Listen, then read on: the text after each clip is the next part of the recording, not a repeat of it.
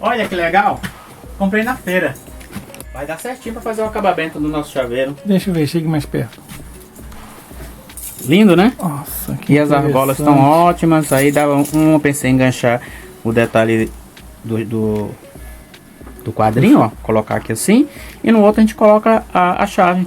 Ah, tá. Bacana, né? Que ideia. Gostou?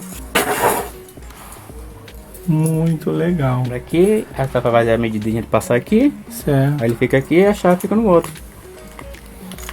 Aí dá pra pessoa fazer assim. Legal.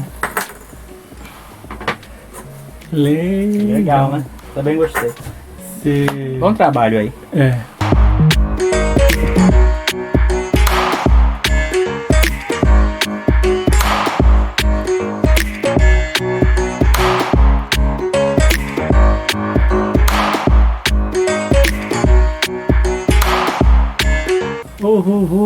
Primeiro.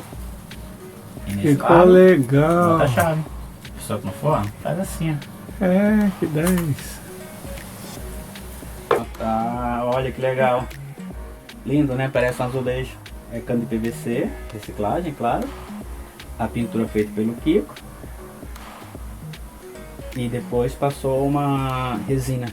Aí dá essa intenção de como fosse um azulejozinho. E será os nossos chaveiros de identificação do apartamento. Esse que fazendo arte. O nosso planeta agradece.